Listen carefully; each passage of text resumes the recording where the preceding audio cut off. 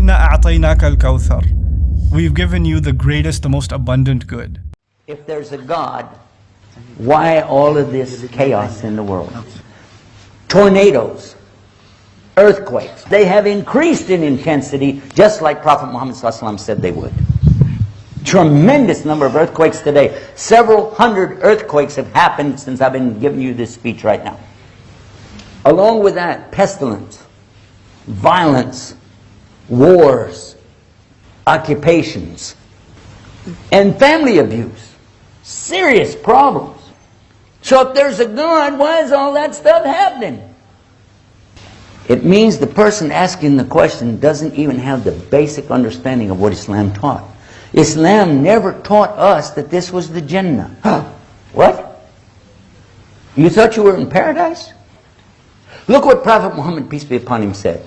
He summed it up with one of the simplest, most beautiful little teachings you could ever imagine. Ad-dunya sijnul mu'min wa jannatul kafir. This material existence that we're in, called hayat dunya, life of this world, is a prison to a true believer. But it's the only paradise to a disbeliever. He narrowed it down to two things: believers and disbelievers. We know as believers that this is the hardest thing we're going to go through. Because when this is over, that's it. It's done. You're not going to be put in any more tests. But you start seeing the results of the tests. You know how that goes. But for the disbeliever, this is their paradise.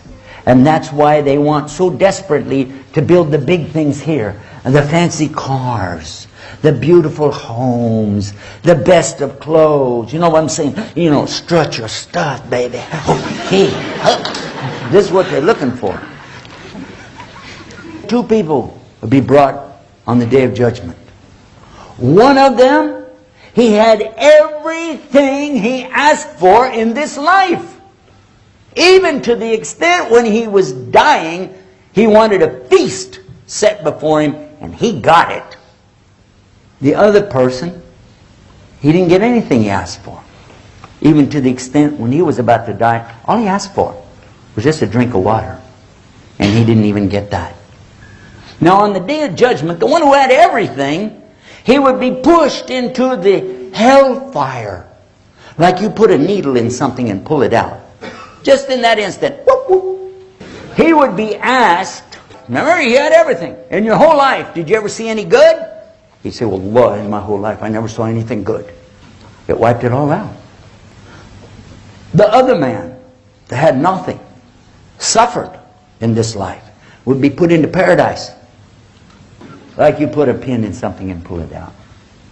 And then he would be asked, in your whole life, did you ever see anything bad? He would say, well, why? In my whole life, I never saw anything bad. No hardships. So why this guy who had everything has to go to hell, and why the other guy goes to paradise? Nobody is perfectly good, and nobody's perfectly bad.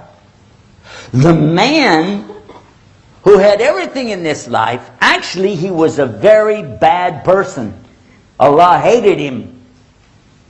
So we don't have that concept, by the way. God is love and He loves everything and everybody, no matter how bad they are. No, no, no, no. We know that God is the loving, al-wadud, and ready to love anything and everything that is good, but He's also capable of washadidul iqab, dealing it out heavy duty, and you don't want to know about that. So this man who Allah hated, who had done so many monstrously bad things to people, yet he did some good deeds. So Allah paid him in this life for his good deeds. So he would not even smell the paradise. That he could be thrown directly right straight into hell. The other man, this gentleman, actually was very good. And Allah loved him. But he did some bad things. He made some mistakes.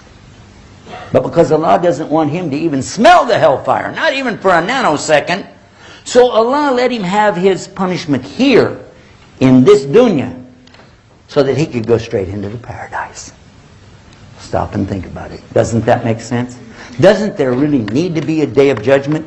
Because otherwise, how could any of us look at the things that are going on around us again and again and again and see how the tyrants and the aggressors and the oppressors throughout history again and again and again, not only do they win these battles and wars, but they go away with all the spoils of wars. Well, the really good people, the honest, kind, giving, generous, charity-giving people are suffering, literally starving to death.